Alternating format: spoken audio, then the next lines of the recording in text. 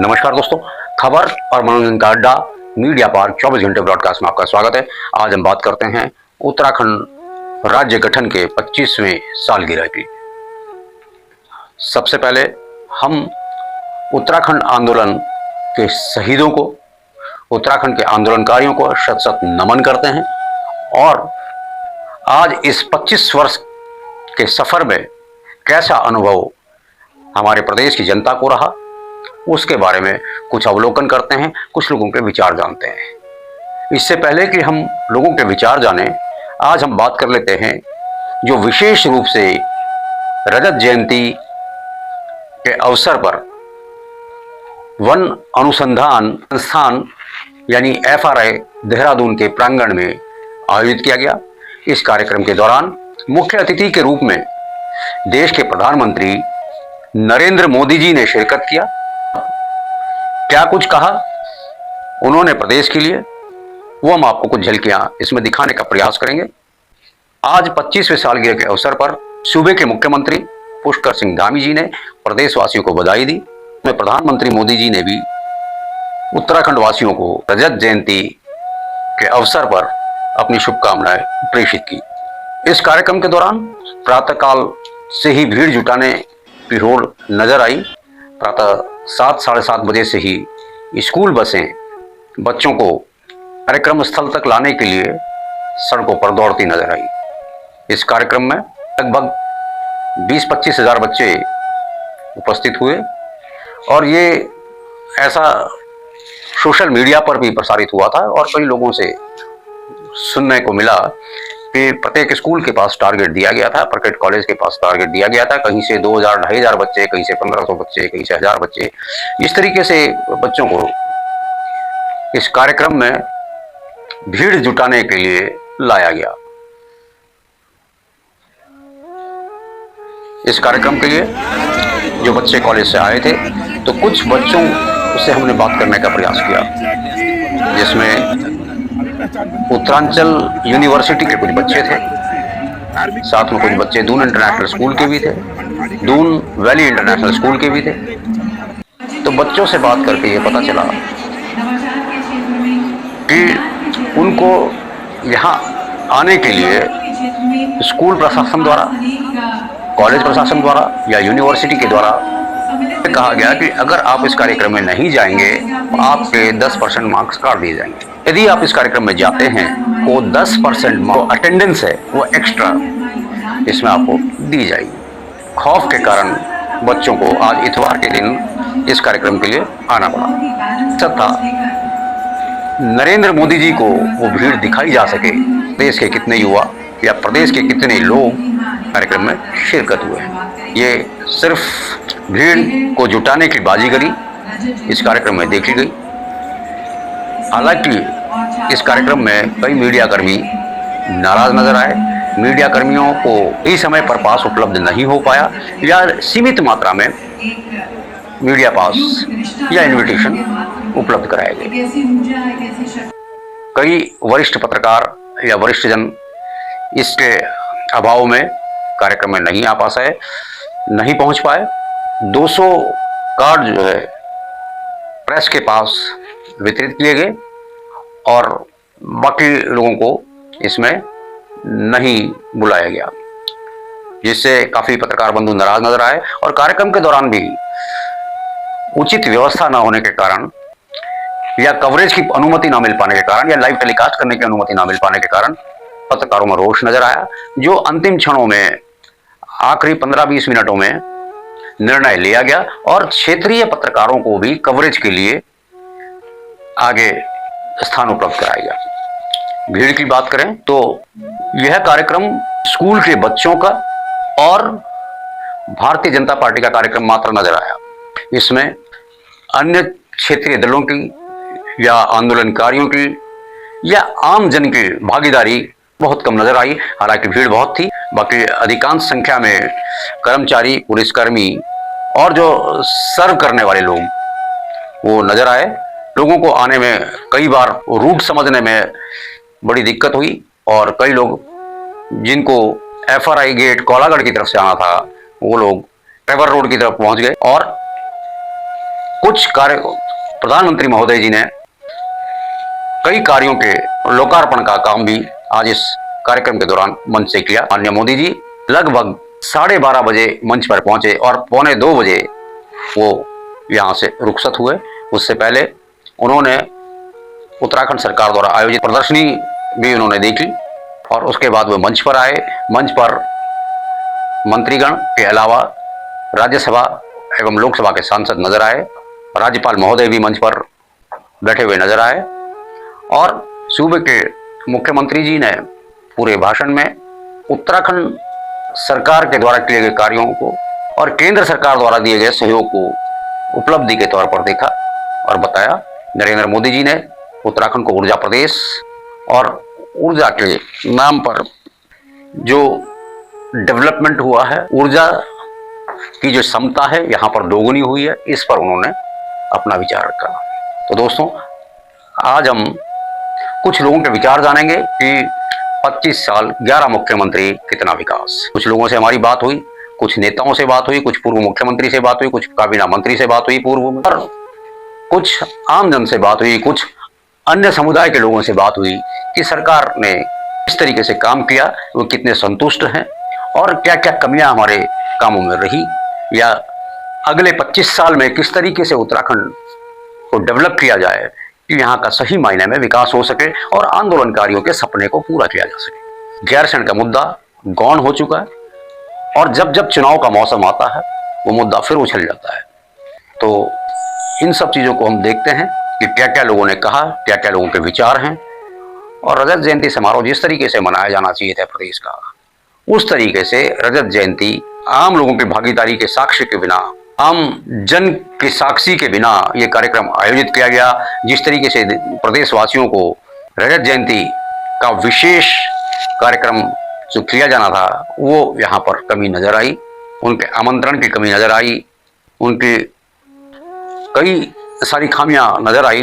बावजूद इसके कार्यक्रम का सफल आयोजन हुआ और कुछ व्यापारियों से, हरिद्वार के व्यापारियों से हमारी बात हुई, जिनका कहना था कि हम लोग यहाँ पर इस कार्यक्रम में मजबूरी में आए हैं। ऐसा भी लोगों से बातचीत में पता चला। तो इस तरीके से लोगों ने इस कार्यक्रम में अपनी मजबूरी जाहिर की कि आज संडे का दिन था और हमारे को जो है जबरन यहाँ पर ड्यूटी देने आना पड़ा। कई सारी चीज़ें जो सामने आई हैं, सिर्फ भीड़ दिखाने के लिए, मोदी जी को खुश करने के लिए ये सारा आयोजन किया गया। अन्यथा इस 9 नवंबर के कार्यक्रम को और बेहतरीन ढंग से किया जा सकता था। रजत जयंती जिस तरीके से मनाना चाहिए था, या जिस तरीके से हर्षोल्लास दिखना चाहिए था, जिस तरीके से आंदोलनकारियों की भागीदारी होनी चाहिए, हालांकि आंदोलनकारियों को सम्मानित किया गया, कुछ आंदोलनकारी सम्मानित भी हुए इस कार्यक्रम। सब कमियां थोड़ी सी नजर आई हैं। हम जानते हैं लोगों के विचार कि उनका क्या कहना है और किस तरीके से हमारा प्रदेश आगे बढ़ सकता है, क्या क्या खामियां हैं, किस किस को क्या कमियां नजर आती हैं सरकार के अंदर। और इन 25 वर्षों में 10 वर्ष कांग्रेस सरकार के हुए और लगभग 15 वर्ष भारतीय जनता पार्टी की सरकार सत्ता में रही, लेकिन कोई भी गैरसैंण राजधानी नहीं बना पाया। विधानसभा में चलने वाले सत्रों की संख्या, जो उनका टाइम और वो भी बहुत कम रहा।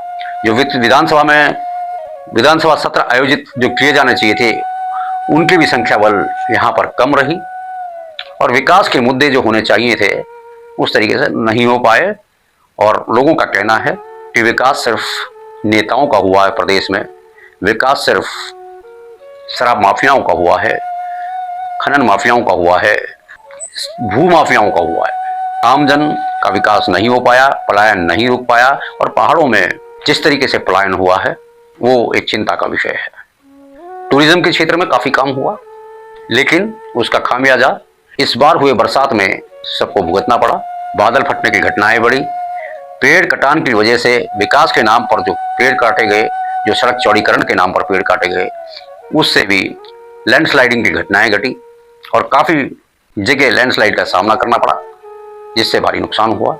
सड़कों की स्थिति गड्ढा मुक्त सड़क करने की बजाय गड्ढा युक्त सड़क पूरे प्रदेश में रहा। अभी हफ्ता 10 दिन पहले सचिव पीडब्ल्यूडी द्वारा कहा गया कि हमारी लगभग 95% सड़कें गड्ढा मुक्त हो गई हैं और कुछ % जो गड्ढा है वो 2-4 दिन में भर दी जाएंगी। लेकिन ऐसा नहीं हुआ। आज 9 नवंबर का दिन है और आज भी इस गड्ढे को देखा जा सकता है। कई क्षेत्रों में, कई मुख्य मार्गों पर बड़े बड़े गड्ढे हैं। और खासकर हम बात करें सहसपुर विधानसभा क्षेत्र की, तो सहसपुर विधानसभा क्षेत्र में कई जगह सड़कों का हाल खस्ता है। तो इस तरीके से हम देखते हैं लोगों ने क्या क्या विचार रखे हैं, उनको सुनते हैं। रजत जयंती के अवसर पर उनका क्या कहना है। हमारे छावनी परिषद के पूर्व उपाध्यक्ष हैं, कुछ पूर्व मंत्री हैं, कुछ पूर्व मुख्यमंत्री हैं, कुछ आम जनता है, कुछ समुदाय के लोग हैं। उन्होंने क्या क्या कहा।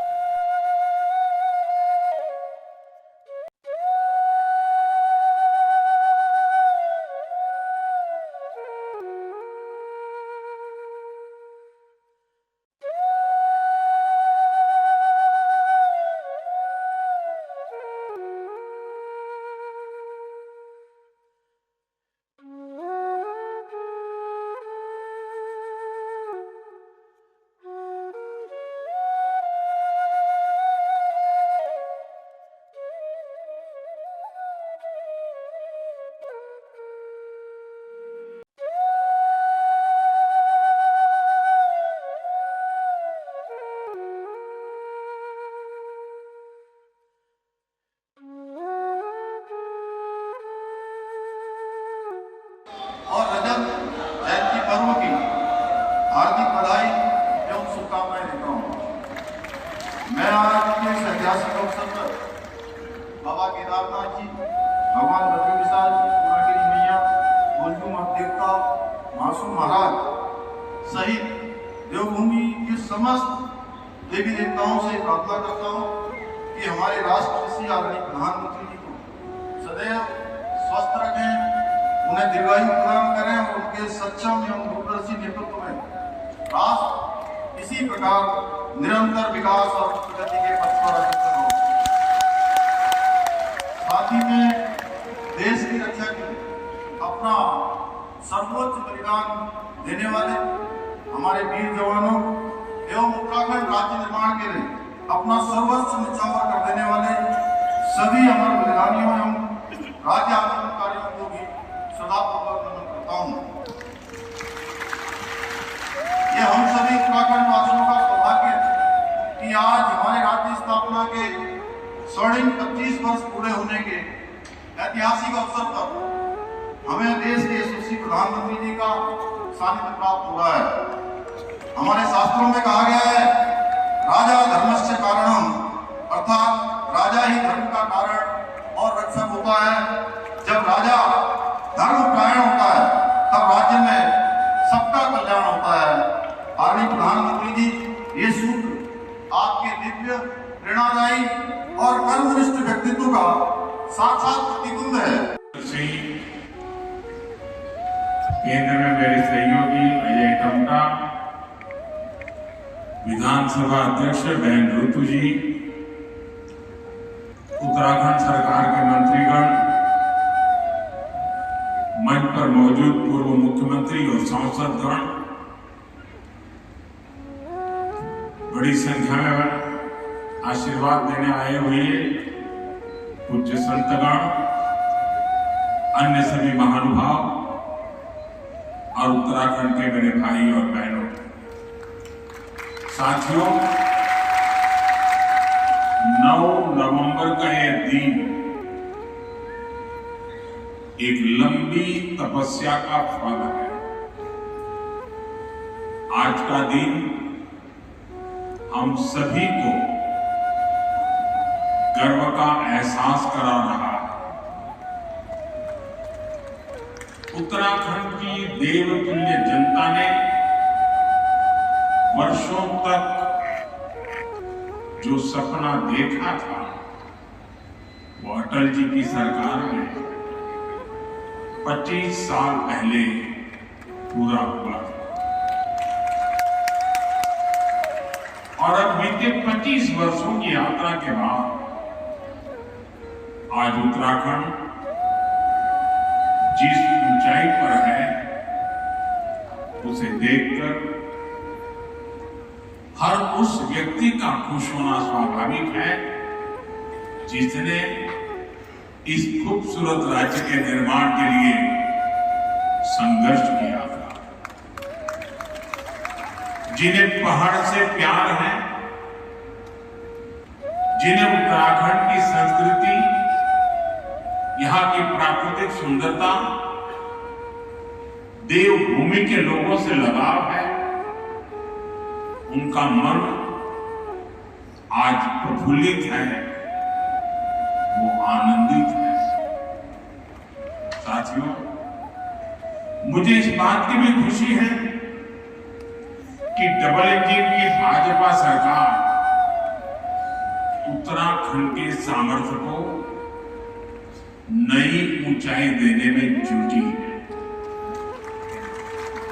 मैं आप सभी को उत्तराखंड की रजत जयंती पर बहुत बहुत बधाई देता हूं। मैं इस अवसर पर उत्तराखंड के उन बलिदानियों को भी श्रद्धांजलि देता हूं जिन्होंने आंदोलन के दौरान अपना जीवन न्योछावर कर दिया। मैं उस वक्त के सभी आंदोलनकारियों का भी वंदन करता हूं, अभिनंदन करता हूं। साथियों, आप सब जानते हैं उत्तराखंड से मेरा लगाव कितना गहरा है। 24 घंटे ब्रॉडकास्ट का आपका स्वागत है। आज हम पहुंचे हैं गिरी गढ़वाल। गिरी के बुराड़ी क्षेत्र में है और यहाँ के पूर्व पालिका अध्यक्ष उमेश चरण गुसाई जी से अब हम जानते हैं कि उत्तराखंड को जो है 25 साल होने जा रहे हैं। ये रजत जयंती के रिलीज पर हम लोग हैं और क्या हमने यहाँ पर हुआ है, क्या पाया है। इस 25 सालों में ये उमेश चरण गुसाई जी आंदोलनकारी भी रहे हैं। आपने जेल में भी आप व्यतीत किया है, इसके बारे में आप बताएंगे कैसे रहे हमारे खाते में। देखिए, अभी 9 नवंबर को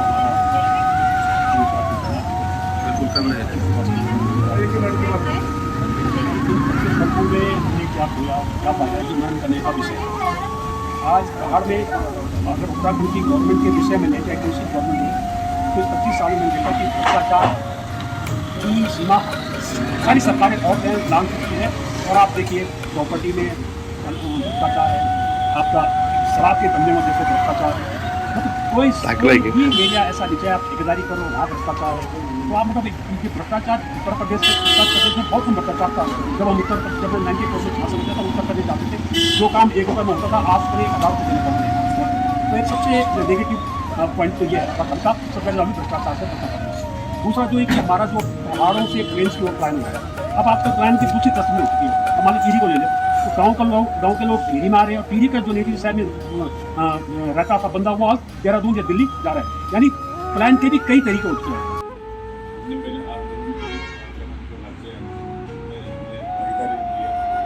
और काफ़ी संघर्ष की जो उत्तराखंड राज्य बनाने में हमें उम्मीद थी कि गोरखा समुदाय को भागीदारी मिलेगी, लेकिन उत्तराखंड में इतने 25 सालों तक अभी तक ऐसा कोई दर्जा या कोई कार्य जो हमारे लिए होना था हो नहीं पाया।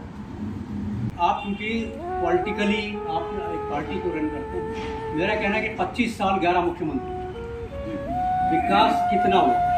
25 साल 11 मुख्यमंत्री, विकास कितना? तो किस नज़रिए से देखते हैं? ये एक समुदाय की बात नहीं कर रहा हूँ, पूरे प्रदेश की बात कर रहा हूँ कि 25 साल में 11 मंत्रियों ने कितना विकास किया। क्या इतना विकास के लिए 11 मुख्यमंत्रियों की आवश्यकता है?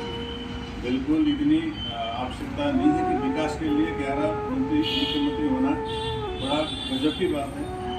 हर कोई मुख्यमंत्री बन के कुछ करने के लिए आते हैं, लेकिन वो उतना कर नहीं पाते। अपने सीमित दायरे में अपने लोगों को चेते को वही पोषण कर रहे हैं। लेकिन उत्तराखंड के लिए जो भौगोलिक स्थिति देख करके, यहाँ की स्थितियाँ देख करके, जाति बिरादरी को जो दुखी पीड़ित है उसको करने, रोजगार के बारे में आगे बढ़ना चाहिए था। उद्योग धंधा जो उसको उत्पादन करेंगे तो यहाँ रोजगार, अन्य जो आम जनता को, बेरोजगार को रोजगार मिलता। आपका अपना नाम, अपना परिचय दीजिए। नाम बताइए और उसके बाद आप बताएं कि विकास में कैसा योगदान रहा है इन 25 सालों में। मैं प्रभा शाह, मीडिया प्रभारी गोखाली सुधार सभा।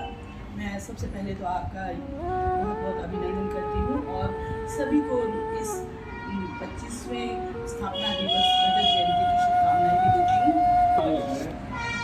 कॉरिडोर बना रही है वृंदावन नदी के ऊपर और रिस्पना नदी के ऊपर।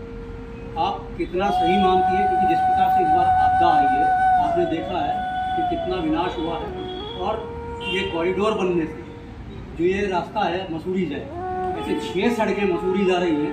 कोटा साहब से भी सड़क आ रही है आएगी जो प्रेमनगर तक खत्म हो गई है और इधर जो है दिल्ली से हाईवे आ रही है, 2.5 घंटे में दिल्ली के लोग पहुँचेंगे।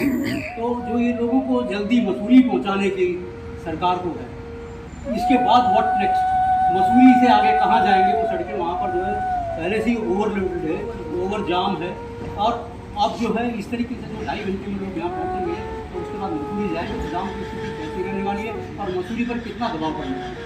मसूरी तो ऑलरेडी बहुत हाई टाइट है और जो ये बन रहे हैं, अब आपने ही लिखा है अपने मैगजीन में कि मानव रचित आपदा, क्योंकि हम लोगों ने ही आपदाओं को जन्म दिया है। तो सरकार को ऐसी योजनाएं जारी करने से पहले पीछे का भी सोचना चाहिए कि कैसे इसको हम मैनेज करेंगे और कैसे इसको। मसूरी तो अब मतलब कि जाने के लिए भी हम पहले एक बार सोच लेते हैं कि ट्रैफिक जाम होगा ये, तो अब इतना ओवरलोडेड होगा तो सरकार को उससे पहले सड़कें बनाने से पहले वहाँ की व्यवस्था को पहले सोचना चाहिए। हमारे साथ में जो गोखाली सभा के अध्यक्ष हैं और अब हम इनसे जानते हैं कि रजत जयंती के अवसर पर क्या इनका जो है नज़रिया है कि कितना विकास हमारे प्रदेश का, हमारे इस जिले का रजत जयंती के अवसर पर। तो मैं आपको बधाई देना चाहता हूँ कि हमारे जो उत्तराखंड है वो अभी 25 साल में मतलब पूर्ण रूप से युवा हो चुका है और मैं जो तक यहाँ 25 साल में पहले कांग्रेस की सरकार रही और अभी आज बीजेपी की सरकार है। विकास के नाम पर पूरा काम हुआ है, नदी नालों का रुख मोड़ दिया गया है, सारे नदी नालों को कब्जा किया गया है। 25 सालों में जो विकास हुआ है तो सिर्फ नेताओं का विकास हुआ है और जो विकास हुआ है तो शराब माफियाओं का विकास हुआ है, विकास हुआ है तो सिर्फ खनन माफियाओं का विकास हुआ है। लेकिन आम जनता आज भी विकास से वंचित है। जो आंदोलनकारियों ने सपने देखे थे आज वो भी वहीं के वहीं हैं। तो आप बताइए कि क्या आपको लगता है कि आंदोलनकारियों के सपने? मैं ये कहना चाहूँगा कि जब उत्तराखंड राज्य बना था तो ये बेसिकली उत्तराखंड के डेवलपमेंट के लिए ही ये सरकार यहाँ जो उत्तर प्रदेश से अलग हुआ उत्तराखंड, ये यहाँ बेहतरीन के लिए था क्योंकि उस समय उत्तर प्रदेश की सरकार थी काफ़ी दूर लखनऊ में बैठी थी तो उत्तराखंड का जो एक भौगोलिक रूप से और जो सोच थी वो नहीं हो पा रहा था। जैसे कि आपने बोला कि उत्तराखंड में खनन का भूमाफिया लोग आके बाहर से हैं, वो बहुत ये तो हम देख रहे हैं आए दिन यहाँ पेपरों में और बड़े लोगों का इन्वॉल्वमेंट उसमें हमें लग रहा है। पर हम चाहते हैं कि उत्तराखंड बनाया गया था कि उत्तराखंड के विकास के लिए, उस विकास में एक गोरखा समुदाय भी है जिसमें कि यहाँ सब। नमस्कार दोस्तों, खबर मीडिया पार्ट पर ब्रॉडकास्ट का आपका स्वागत है। आज हम पहुँचे हैं गोखाली सभा और जानते हैं कि उत्तराखंड के जो 25 साल है रजत जयंती हम समारोह मनाने जा रहे हैं, तो कैसा रहा 25 साल का समय? गढ़वाल की तरफ जाएंगे, कुमाऊं की तरफ जाएंगे तो पलायन का इतना भरमार है। वहाँ के जितने नेता हैं वो राजधानी देहरादून में आकर के बस गए हैं और आप पलायन रोकने की बात करते हैं, रिवर्स पलायन की बात करते हैं। तो क्या यहाँ जो नेता आकर के बसे हैं उनको पहाड़ में वापस जाना चाहिए? हाँ, पहाड़ में भी जाना चाहिए उनको, क्योंकि जब हमारे नेता रहेंगे तो वास्तव में वहाँ के लोग भी रहेंगे, ये भी जरूरी है। मीडिया पार्ट पर आज हम मेरी कैंट में पहुँचे हैं और यहाँ जानते हैं कि हमारी जो उत्तराखंड रजत जयंती समारोह होने जा रहा है, हम रजत जयंती के दिन पर खड़े हैं, तो हम लोगों ने क्या खोया है और क्या पाया है, कैसा रहा हमारे विकास का सफर 25 सालों में? जी आप बताएंगे कि क्या? सर्वप्रथम तो मैं प्रदेश के प्रदेशवासियों को अपनी ओर से 25वीं वर्षगांठ पर हार्दिक शुभकामनाएं प्रदान करता हूँ। साथ ही दोस्तों ये हमने जो 25 साल उत्तराखंड को दिए हैं, उत्तराखंड में जो 25 साल चलने कंप्लीट कर रहा है उसमें हमने करीब 11 मुख्यमंत्री देखे हैं और हर मुख्यमंत्री का कार्यकाल अपना एक प्रकार का अलग किस्म का हिस्सा है। रहा सवाल विकास का, विकास उस गति से तो नहीं हो पाया जिस गति से हम ये चाह रहे थे कि उत्तराखंड बनने के बाद एक सफल राज्य की तरह, एक विकास विकसित राज्य की तरह उत्तराखंड एक हिंदुस्तान के पटल पे आएगा। लेकिन वैसे देखा जाए तो ये 25 सालों का जो सफ़र है, कुल मिला के विकास और अपराधों को अगर हम मेल जोल मिलाएँ तो अपराधों की संख्या विकास के कंपेरिजन में कुछ अधिक ही बढ़ी है। वो अपराध हमने कभी सोचे भी नहीं थे, उस प्रकार के अपराध भी आज उत्तराखंड में बढ़ते हैं। जो है 25 सालों में लोगों की आवाज़ ये लोग कहने लगे हैं कि हम उत्तर प्रदेश में ही बेहतर हैं। तो आपको भी क्या ऐसा लगता है कि उत्तराखंड बनने से ज़्यादा विकास उत्तर प्रदेश में हो रहा है? नहीं, इसमें अगर हम अपना वो दें तो मिली जुली बात है। उत्तराखंड बनने से कुछ फायदे भी हुए हैं लेकिन नुकसान भी हुए हैं। अगर हम शायद यूपी में जुड़े रहते तो एक यूपी का छोटा पार्ट होने की वजह से उतनी विकसित हम नहीं हो पाते, वो बात भी एक सत्य है। लोगों का मानना है कि उत्तराखंड में सिर्फ नेताओं का विकास हुआ है, बाकी आमजन आज भी वही की वही है।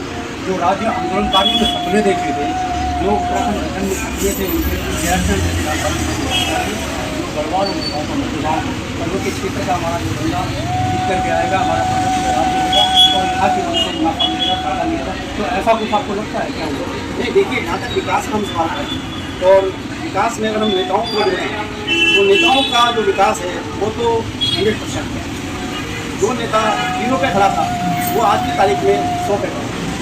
और आम जनता की अगर बात करें तो आम जनता को कुल मिला के कोई विकास शायद ही हुआ हो। यहाँ पर खनन और शराब का विकास होता हुआ दिखता है। आपको भी ऐसा लगता है कि लोग कहते हैं कि नेताओं के बाद विकास हुआ है तो शराब माफियाओं का हुआ है, शराब का हुआ है, खनन का हुआ है और जो अतिक्रमण हुआ है, जो उत्तर प्रदेश रहते हुए अतिक्रमण नहीं हुआ सकता था, आज अतिक्रमण का दौर इस तरह का हावी है कि हम वनों में जाएंगे, वहाँ पर विकास के नाम पर जुड़े पाते जाएंगे। तो क्या आपको देखिए, इसमें से अगर बात करें सबसे पहले तो खनन माफिया उत्तराखंड में बहुत ज़्यादा है। इसकी बात अगर हम करें तो आपके इन्फ्लोसमेंट की तो वो भी काफ़ी हद तक है। तीसरा सवाल आपका था शराब माफिया। शराब का तो सर ये मामला हो गया कि पहले हमें शराब अगर पहली हो तो हमें लोगों से पूछना होता था कि शराब की दुकान पर। आज की तारीख में हर परचून की दुकान में, जो कि एक बड़े स्टोर के नाम पे खुली गई है, हर परचून वाले को शराब का लाइसेंस है। जिंदगी समारोह के अवसर पर हमारे पास मधुसूदन शर्मा जो उत्तराखंड नेपाली राज्य भाषा समिति के अध्यक्ष भी हैं। आइए जानते हैं कि 25 वर्ष का सफर कैसा था। देखिए, सुनहरा सफर सुनहरा कब बेकार हो गया पता ही नहीं लगा, क्योंकि जिस आस्था उसके साथ हमने उत्तराखंड की लड़ाई लड़ी थी, इस आंदोलन में भागीदारी करी थी, वो एक कहीं न कहीं धूमिल सा हो गया।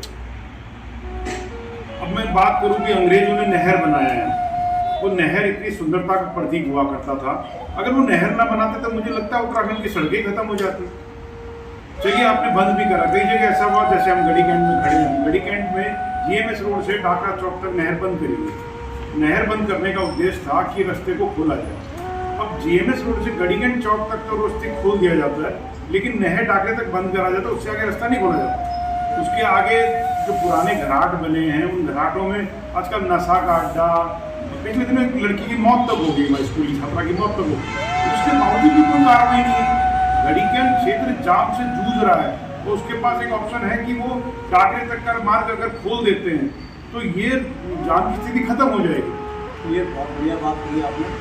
मैं आपसे जानना चाहूँगा कि इन 25 सालों में नशे का कारोबार कितना बड़ा है उत्तराखंड में, क्राइम का ग्राफ कितना बड़ा है? क्योंकि अभी आपने बात की 25 साल पहले आप बहुत छोटे रहे होंगे, लेकिन तब से लेकर अब तक आप देखते आए होंगे कि क्या स्थिति बनी है नशे की।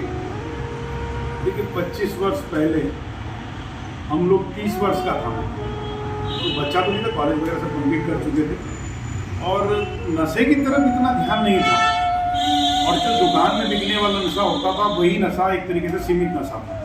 पर आज की डेट में जो नशा बिक रहा है दुकान में नहीं, जंगलों में बिक रहा है। गलियों में बिक रहा है, पुलों में बिक रहा है। बहुत अच्छे खासे पढ़े लिखे लोग, उनकी लैंग्वेज इतनी अच्छी, इनकी एजुकेशन है, इतना अच्छा अंग्रेजी बोलते, सब कुछ करते हैं, लेकिन साथ में उन्हें उस नशे का सहारा लेना पड़ता है। उस नशे के लिए वो बड़ा अच्छा मीठा व्यवहार करते हैं। जहाँ उन्हें वो नशा नहीं मिलता उसके बाद वो इस तरीके से एक आक्रोशित हो जाते हैं, घर में लड़ाई करना, झगड़ा करना। ये मतलब एक उत्तराखंड की संस्कृति से हटकर हो चुका है।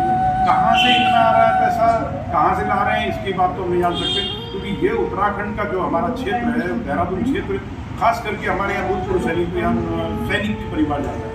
अब पिता तो बॉर्डर में लड़ाई कर रहा है या सेना में भागीदारी करके किसी क्षेत्र में सुबह से शाम तक की नौकरी कर रहा है।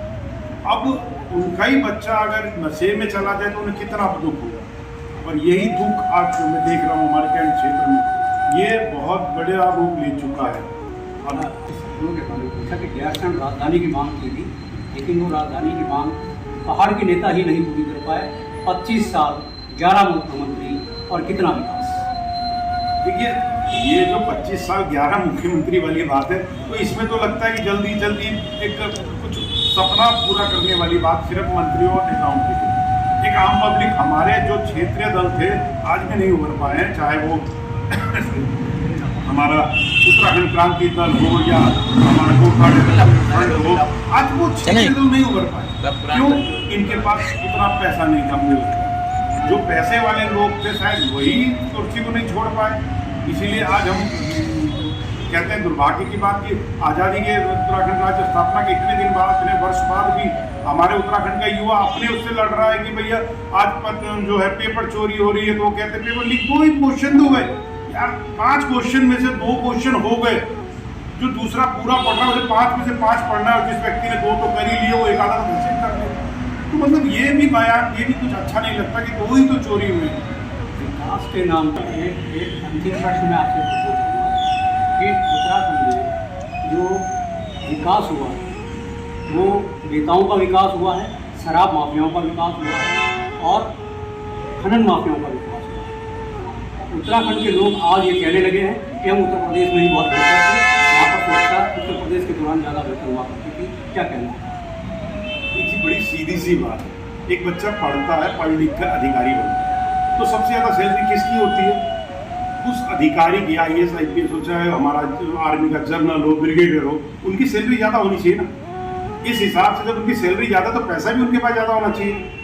तो आपको लगता है कि नेताओं से ज़्यादा पैसा इन अधिकारियों के पास है या इन अधिकारियों से ज़्यादा पैसा नेताओं के पास है? तो मतलब आप सीधा रूप से देख सकते हैं कि पढ़ लिख कर मेहनत कर कर बनने वाले अधिकारी के पास एक मकान बनाने के लिए सूक्ष्म सा होता है, और जो पॉलिटिक्स में, राजनीति में जाते हैं उन्हें विद्यालय जाने की भी आवश्यकता नहीं होती। आप डिग्री की तो बहुत उनकी छोड़ दीजिए, जो चंद क्लासों तक स्कूल गए हैं वो लोग, उनके पास कितना है ये तो बता रही है, मीडिया बता रही है या पब्लिक चिल्ला रही है, कहीं भी वो बात निकलती है, चाहे वो पूर्व के नेता हो चाहे आज के नेता हो, लेकिन उनको कोई रोक नहीं है। पेड़ों का कटान आप देखते हैं, जैसे खरंगा के आसपास भी जो है पूरे जंगल को काटने का प्रयास किया जा रहा है, किसी के नाम से कर दिया गया है। ऐसी जंगलों के बीच में काट काट कर रिजॉर्ट बनाए गए हैं और डेवलपमेंट के नाम पर उस सड़कें चौड़ी करने के नाम पर लाखों की संख्या में पेड़ काटे गए हैं, जिसकी वजह से आपदा में काफ़ी वृद्धि हुई है।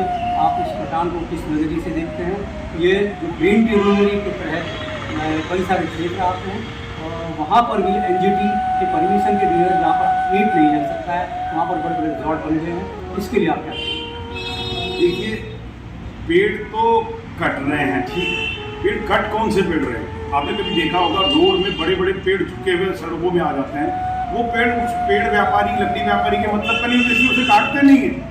और वो पेड़ जो सुनहरा पेड़ मैदान के बीच में खड़ा है, लेकिन वो व्यापारी के मतलब का पेड़ है, तो उसका परमिशन हो जाता है। बगल में हमारे यहाँ महेंद्र ग्राउंड के बीचों बीच कपूर के इतने बड़े बड़े पेड़ थे, इसके साथ लगे हुए जंगलों में, IMA में, हमारे कैंट क्षेत्र में कितने अच्छे अच्छे पेड़ होने, मतलब क्यों कटे हो पेड़? उनकी तो आवश्यकता ही नहीं थी, बीच जंगल से क्या जरूरत है भाई? रोड से झुकने वाला अगर वो बंदूकड़ी का पेड़ है तो वो बंदूकड़ी का पेड़ आज भी सड़क किनारे लटक रहा है। क्यों? क्योंकि उसने तो बाजार में व्यापारी को पैसा देना ही नहीं है। तो यहाँ जो कटान हो रहा है, वो कटान की अगर सरकार देखे तो मेरी नज़र में, जो मैं आज 55 साल की उम्र मैंने इसी उत्तराखंड देहरादून के शहर में बिताई है, हमने छोटे से गाय भैंस से पालते हुए मतलब पूरा जीवन यहाँ पे उत्पन्न किया है, तो मैं देखता हूँ वो पेड़ काटे गए हैं जो पेड़ों को काटने की आवश्यकता नहीं थी, लेकिन व्यापार वर्ग से देखा जाए तो उन पेड़ों की कीमत ज्यादा है। उन वन तूतड़ी के या सतूती के पेड़ जो रास्ते में लोगों को मारा दे रही हैं, उन पेड़ों से कुछ नहीं व्यवस्था, इसलिए उन पेड़ों को नहीं। नमस्कार दोस्तों, खबर और मनोरंजन का अड्डा मीडिया पार्क 24 घंटे ब्रॉडकास्ट में आपका स्वागत है। आज हम पहुंचे हैं गोरखाली द्वार सभा और हमारे बीच में गोरखाली द्वार सभा के वरिष्ठ सदस्यजन, अध्यक्ष महोदय और हमारे साथ में बैठे ब्रिगेडियर PS गुरुंगी जो पूर्व अध्यक्ष भी रहे। आइए जानते हैं कि रजत जयंती के अवसर पर उत्तराखंड में क्या हासिल किया उत्तराखंड के लोगों ने और क्या उनका अनुभव रहा इन 25 वर्षों में। ये 25 वर्षों में मेरा अगर पूछा जाए तो बहुत अच्छा एक्सपीरियंस रहा है। मैं कई साल पहले मैं कांग्रेस कर रहा था, उस समय मुझे राज्य मंत्री का भी दर्जा मिला है और उसके बाद मैं निरंतर बीजेपी के साथ रहा हूँ।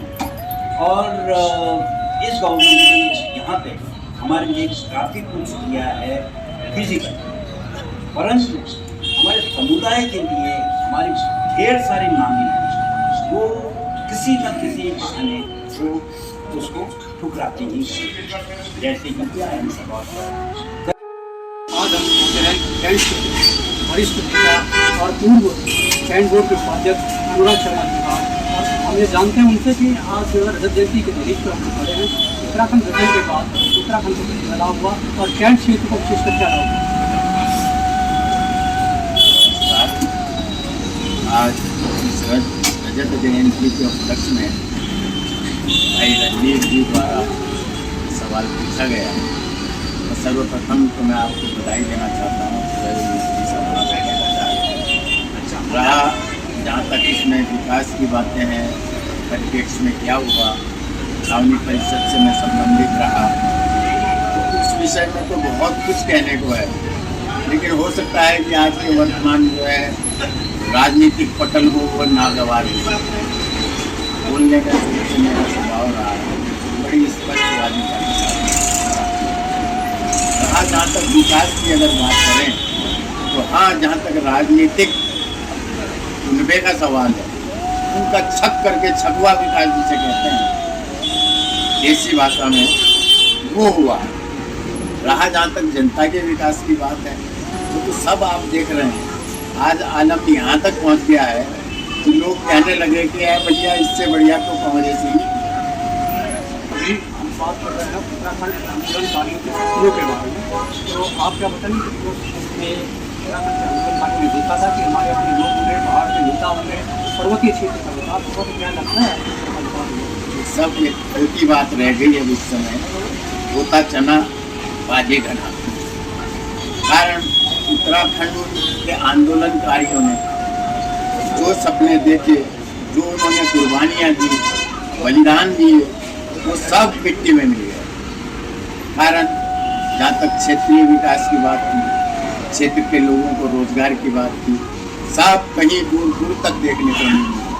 आज स्थिति यह है कि पर्वतीय क्षेत्र का सरकार चाह करके भी पलायन नहीं रोकता। वहाँ की सारी जनता नीचे उतर करके आ रही है और यहाँ अपने लिए रोजगार, अपना परिवार चलाने का वो सब अपना साधन ढूंढ रही है। वहाँ पर उत्तराखंड का विकास होगा उस नाम पर कुछ नहीं मिला है, ये बिल्कुल निश्चित बात है। और पुनः नदी पर कॉरिडोर बना रहा है, तो जिससे ये दिल्ली के लोग जल्दी से जल्दी मसूरी पहुँच सके। 5 से 6 सड़कें जो है मसूरी पहुँचने वाली है, उसके बाद वो सड़कें कहाँ जाएंगे, वहाँ जाएंगे, कितना दबाव रहेगा, कितना क्या स्थिति रहने वाली है, आप थोड़ा बता। ये कॉरिडोर की बात है तो हमें सबसे पहले घाट मंदिर और काली के घाट मंदिर वहाँ से अपना नजरिया शुरू करना पड़ेगा। अब इन्होंने दिल्ली मतलब जो है दिल्ली आउटर पे जब ये बॉर्डर पे आए वहाँ से, और इन्होंने मतलब जो है ये माहौल तक का जो ये इनका रास्ता है ये 2.5 घंटे में दिल्ली का निश्चित कर जो इन्होंने वो बनाया है फ्लाईओवर पे जो रोड निकाली है, उद्घाटन उसका विधिवत हो नहीं पाया, जनता के लिए खुल नहीं पाया। हाँ, नेताओं ने अपनी रोटी सेकने के लिए उसको उद्घाटन कर दिया, लेकिन वो टूट फैले गए। अब उसमें फिर रिपेयरिंग कार्यक्रम चल रहा है। तो ये तो मतलब जो है जो कार्य की इनकी दक्षता है। अब चाहे तो मतलब इसमें कौन इन्वॉल्व है, सरकार के लोग इन्वॉल्व हैं या जो प्रशासन के लोग इन्वॉल्व हैं, अब ये सारी मिली भगत चल रही है तो यही होना है। इससे आगे आप आ जाइए, मसूरी जो ये पहुँच रहे हैं तो कहीं रोपवे का सवाल है, हजारों करोड़ रुपया खराब कर रहे हैं, उससे क्या होने जाने वाला है। अरे आप पहले सड़कों का हिसाब किताब देखो, जहाँ आपने सड़कें चौड़ी करने हैं उनका चौड़ीकरण करो, लोगों को जहाँ दिक्कत होती है उन्हें रोजगार की समस्या का उनके सामने प्रश्न जहाँ उठेगा उसका सॉल्यूशन निकालो और उन्हें उसका उचित मुआवजा दो। जब मुआवजा दोगे तो देखें आप तो कौन सड़क के लिए मतलब जो है सड़क अपनी ज़मीन नहीं दे पाएगा या अपने प्रतिष्ठान को आगे पीछे नहीं कर पाएगा। आप हर जगह मतलब जो है खाली, मैं एक छोटा सा उदाहरण दे रहा हूँ, मैं इस क्षेत्र का हूँ गढ़ी कैंट का, तो यहाँ टप्तेश्वर मंदिर है, यातायात की जाम की स्थिति, वो यहाँ पे इस समय एक मशहूर मंदिर हो गया है देहरादून के अंदर छोड़ करके पूरे हिंदुस्तान में। वो भी देहरादून पुलिस जाता है जो वहाँ जरूर बिना दर्शन किए नहीं जाए। पुराना मंदिर ये द्रोणाचार्य का यहाँ पे घेरा रहा, तभी ये देहरादून का उन्होंने यहाँ तपस्या करी। तो आज उसकी स्थिति ये है कि आप जो वहाँ जो कॉलोनी है जो लोग रह रहे हैं वो मतलब हफ्ते में 4-5 दिन तो ऐसे है कि घर से बाहर ही नहीं निकलते। तो उस तरफ ध्यान दें, मुआवजा दें, ऐसा नहीं है कि आपने बहुत बढ़िया मुद्दा उठाया है दक्षिणेश्वर महादेव मंदिर में रहने वाले कई बार माननीय मुख्यमंत्री और टूरिज्म मिनिस्टर सरकार जी महाराज को भी प्रस्ताव भेजा गया है कि दक्षिणेश्वर मंदिर की सड़क की जो समस्या है, जाम की जो समस्या है उसको स्टार्ट किया जाए, उसको लिंबू वाले से होते गए और टूरिज्म डिपार्टमेंट से 20 डिपार्टमेंट में जाओ तो सीधे मंदिर में चल जाएगी और जिससे पूरे जाम की समस्या गढ़ी कैंट चौराहे से और टप्तेश्वर महादेव मंदिर बिल्कुल जाम की समस्या खत्म हो जाएगी। और जो क्षेत्रीय लोग इमरजेंसी के दौरान वहाँ फंस जाते हैं और उनके स्कूटर तक नहीं निकल पाते हैं, गाड़ियों की बात होती है, तो ये सारी समस्याओं को जाती है। अब आप ये यहाँ पर जो है और क्या समस्या आपको कैंट क्षेत्र में आप कैंट क्षेत्र के सही बोलते जो ये गढ़ी डाकरा खेलनगर से संबंधित है, जो समस्याएं हैं उनका तो एक भंडार है। यहाँ हमारा सौभाग्य भी है और दुर्भाग्य भी है, दोनों चीजें साथ। काबीना मंत्री कितनी बार के वो मतलब जो है यहाँ के निर्वाचित विधायक रहे और यहाँ तक पहुँचे के काबीना मंत्री आज वो धामी सरकार में बने हुए बैठे। तो आप इस क्षेत्र की अगर बात में मैं गढ़ी चौक की ही बात करूँ अगर आप, तो ये जो नीचे वालागढ़ से जो रोड आ रही है इस चौक के पास आकर के जहाँ ये कोतवाली है यहाँ पे गढ़ी कैंट की, इसके सामने एक मार्केट पड़ी हुई है, वहाँ पे एक नाली है जो इस पूरे इलाके को क्षेत्र को मतलब कवर करती है। कभी आप निष्पक्ष आकर के देखें उसे। मेरा धामी जी को दावत है, एक दिन आए थे वो यहाँ पे, तो हमारे साथ स्वतंत्र जैसा व्यवहार, मेरे ख्याल से शायद काबीना मंत्री जी ने कहा हो कि यहाँ मत जाना, तो उन्हें स्थिति सामने रखते और विषय था GST, हर अलग विषय है वो। अब उसमें क्या इन्होंने गोला गाली करी है जो अब सामने लोगों के नतीजे आ रहे हैं, वो तब पता चलेगा कि हमारे साथ कैसा धोखा हुआ या हमारे साथ मजाक हुआ या हमारी सही मतलब सहायता के लिए। अब उस सड़क का कहने को आज इतने करोड़ रुपए यहाँ पे आ गए, आज ये नालियों की हालत बद से बदतर।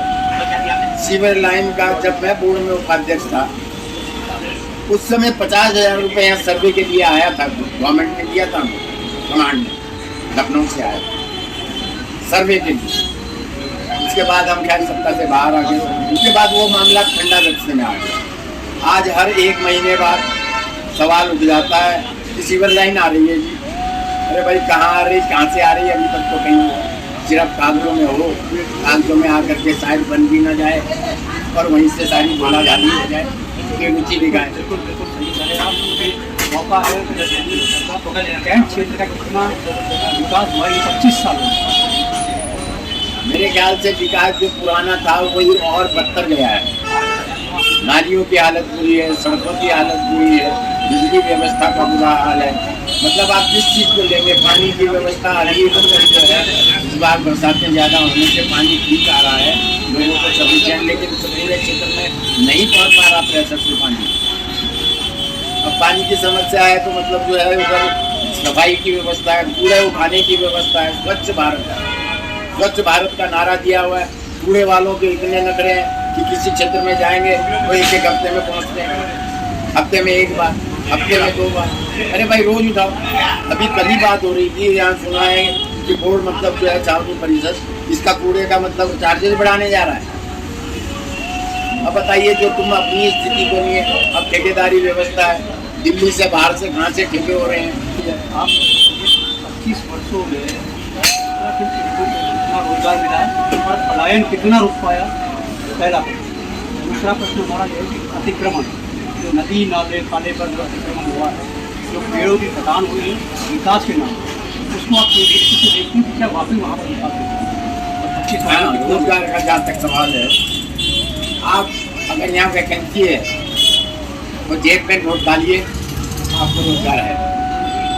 आपकी कोई मतलब जो है ज़रूरत है या आपके अंदर कोई टैलेंट है, उसके लिए कोई रोजगार नहीं, रोजगार की अवसर ही नहीं है। विकास के नाम पर उससे क्या वाकई विकास होता है? कुछ नहीं, उसके लिए सड़क चौड़ी होनी चाहिए, नहीं कहाँ अपने हिसाब से हो रहा है सब। कहा तो मतलब ना अंधेर नगरी चौपट राजा कटे से बाजी कटे से, ये स्थिति है हमारे छावनी वाले। दोस्तों, खबर और मनोरंजन का अड्डा मीडिया पर 24 घंटे ब्रॉडकास्ट में आपका स्वागत है। आज हम बात करते हैं रजत जयंती की और हमारे साथ में है अमित वी कपूर, जो यहाँ के जाने माने म्यूजिक डायरेक्टर भी हैं और म्यूजिक अरेंजर हैं, म्यूजिक कंपोजर हैं, और इन्होंने उत्तराखंड में जितनी भी फिल्में बनी हैं 90% फिल्मों पे आपका म्यूजिक बज रहा है। तो आज हम जानते हैं कि रजत जयंती समारोह जो उत्तराखंड का 25वां वर्षगांठ मनाया जा रहा है, इस पर क्या कहना चाहते हैं और किस तरीके से विकास का पहिया म्यूजिक के क्षेत्र में दौड़ा है? धन्यवाद भाई साहब मुझे रूबरू करने के लिए। और जहाँ तक इसकी हम बात करेंगे, पिछले 25 सालों का मैं विटनेस रहा हूँ। ये 25 साल मैंने देखे हैं जब उत्तराखंड बना था तब से लेकर के आज तक। अगर मैं संगीत क्षेत्र की बात करूँ या फिल्म जगत की बात करूँ तो बहुत ज़्यादा इसमें इम्प्रूवमेंट हुए हैं। गवर्नमेंट का भी बहुत सपोर्ट नहीं है, बहुत सारे नए लोग आ रहे हैं, जो नए लोग सीख करके आ रहे हैं, बहुत अच्छा काम कर रहे हैं। हम लोग के पास पुराना एक्सपीरियंस है। जब हम लोग 2001 में काम करते थे सुविधाएं बहुत कम थी, लेकिन आज बहुत सारी सुविधाओं से लेस हैं हम लोग, और बहुत अच्छा फिल्म जगत में और संगीत जगत में बहुत सारे कुछ कार्य हो रहे हैं। बहुत लोग अपना बढ़ चढ़ के इसमें पार्टिसिपेट कर रहे हैं और रिजल्ट आप लोग के सामने हर महीने या 2 महीने में एक आधी फिल्म बनती है और उसका मैक्सिमम काम हम लोग करते हैं। तो मुझे बहुत खुशी है, मुझे उत्तराखंड से बहुत कुछ मिला, इज्जत मिली है, सम्मान मिला है, और मैं सभी का धन्यवाद करना चाहता हूँ। अमित जी, हम बात करते हैं अगर उत्तराखंड के 25वें सालगिरह की, तो यहाँ पर विकास का पहिया किस तरीके से दौड़ा है, ओवरऑल हम बात करते हैं। आंदोलनकारियों के जो सपने, आपने आंदोलनकारियों पे फिल्में की हैं, तो मैं बात करना चाहूँगा आंदोलनकारियों की।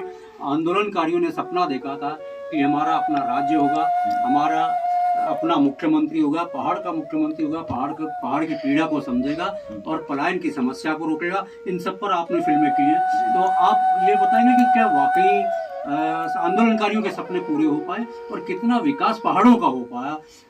संगीत को छोड़ करके मैं पूछ रहा हूँ।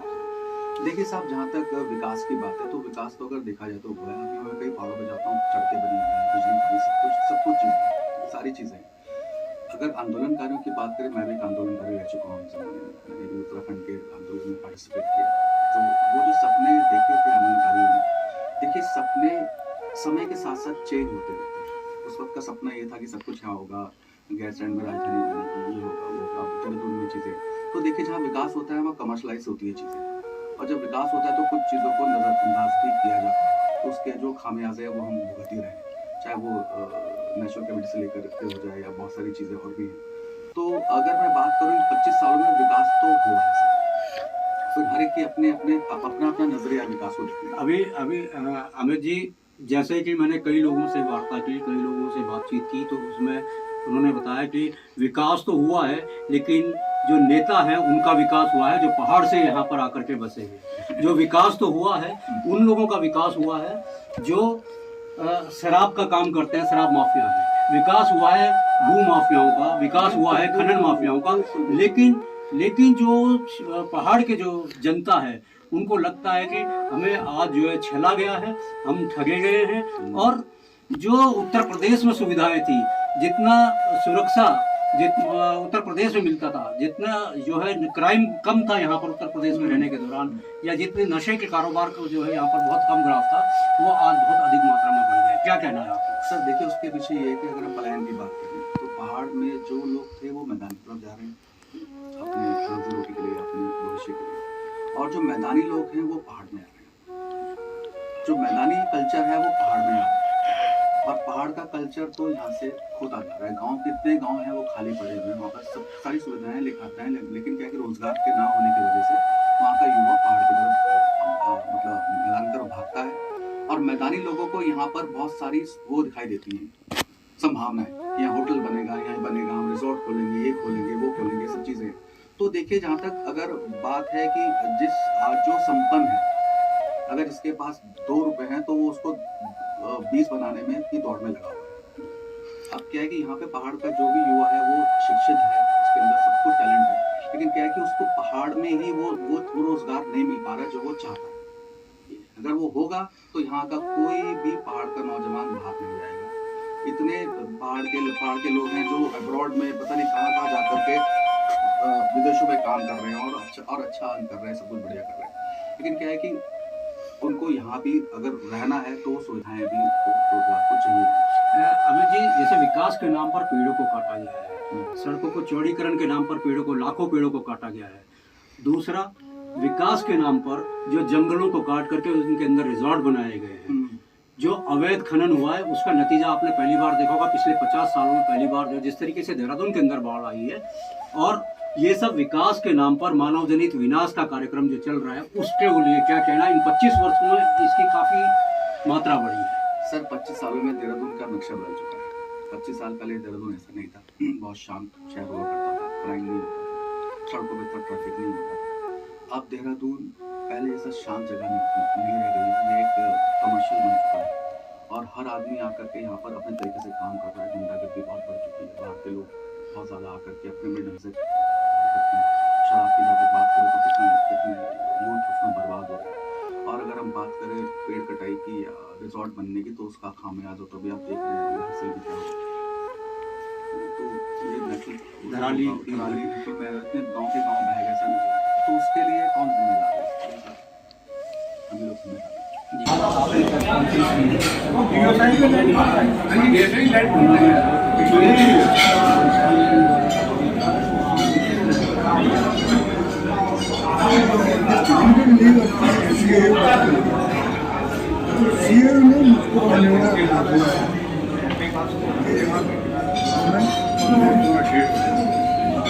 के लिए हमने कर दिया है 8 तारीख से जितनी लड़ाई खेलना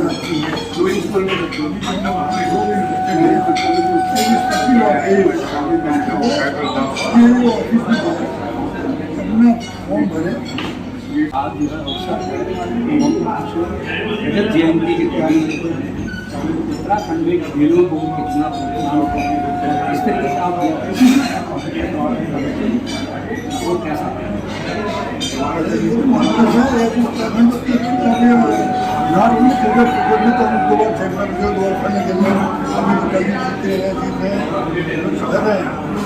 ये हमारा ये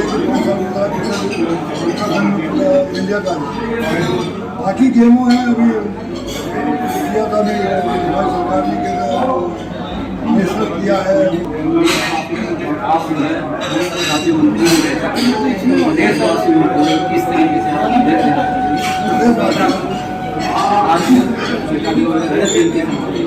उत्तराखंड का इसकी तरक्की में लोगों को तनमन ढंग से लगाई है, कोई नहीं करवाई है, तनमन ढंग से इसको उत्तराखंड को हिंदुस्तान के चले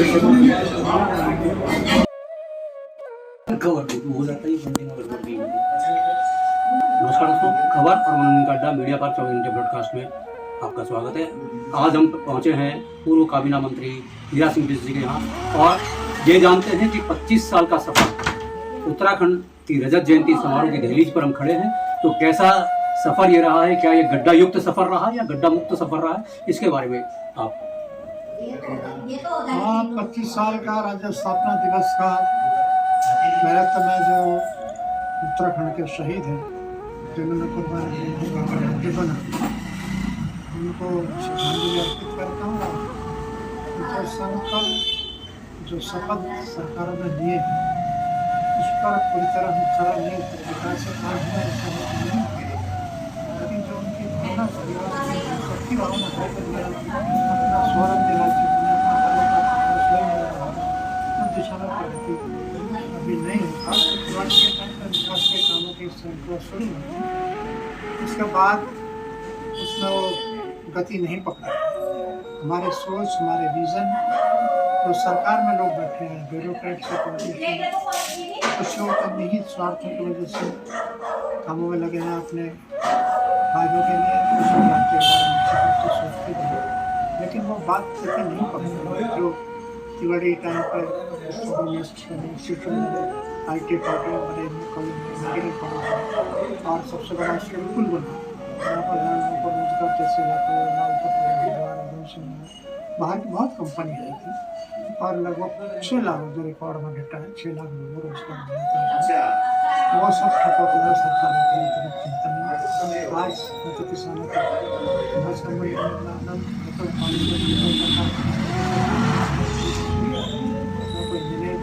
अस्पताल बनता नाम सरकार करने का काम करा रहे हैं। अब ये बड़ा दुर्भाग्य स्थिति है। हमें ये बताओ कि तुमने रोजगार बंद कर दिया, लाल टप्पट ठप हो गए, सुना हो गया 2000 लोग काम करते थे, 2000 लोग सड़क को बंद हो जाती थी, वहाँ से खा रहा है इस तरह हर जहाँ जहाँ सुनने ना हम शिक्षा की स्थिति बहुत ही कहाँ जा रहे कर्मचारी परेशान होते। आपने पेंशन बंद कर दी है, पेंशन बढ़ा सारा 40-50 साल सेवा दे रहा आपने विधेयक क्या आज पूरे देश में परसेंटर को दे चुके हैं। ये बड़ा भारी पाप है, बहुत ही बड़ा अनर्थ है। इस पर विचार किया जानते हैं राज्य सरकार को। ये 25 साल 11 मुख्यमंत्री किस तरीके से देखते हैं कि एक छोटे से प्रदेश में 11 मुख्यमंत्री हुए हैं अभी तक, और क्या विकास कर पाए, वो कितना विकास हो पाए। और आप खनन की तरफ जैसे जितना विकास हुआ है, या हम शराब की बात करें तो उसमें भी काफ़ी विकास हुआ है, लेकिन प्रदेश की जनता का या आंदोलनकारियों के सपनों का क्या हुआ है उसके बारे में आप थोड़ा। निश्चित रूप से हमारा प्रदेश 2 बातों के लिए बड़ा बदनाम है। एक तो खनन कारोबार, और आज भी सब नेता जो सत्ता में बैठे अपोजिशन का मुँह इसलिए बनते खनन का पट्टा ले ले, लूट मार कर अवैध खनन हो रहा बहुत बुरी तरह से, जबकि यहाँ के हालात ऐसे नहीं। खनन जितना ज़्यादा हो उतनी बाढ़ सुरक्षा का दायित्व सरकार का, पार्टी का, सरकारों में बढ़ना दिक्कत होगी। तो उस दिशा में काम कुछ हो रहा है, खनन काम प्रायोरिटी पे है। वन अधिनियम की धज्जियाँ उड़ा करके रख दी गई, हमारे गाँव के विकास के काम भारी बहाना वन अधिनियम का ले जाता है, परमिशन नहीं लेकिन सरकार की इच्छा शक्ति पर मैं तो कह रहा ना, सरकार एक IT बता 10 साल सरकार को धाने की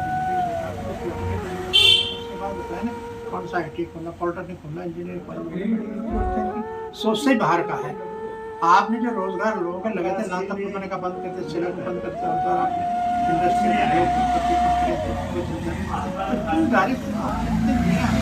आप सरकारों के किसानों के लिए उसको बताएं। कोई मेरे भूल में तो करें ट्यूबवेल बता दो, 2-4 ट्यूबवेल गिनवा दो, नहीं एक ITI बना दो, नहीं तो आप कर क्या है।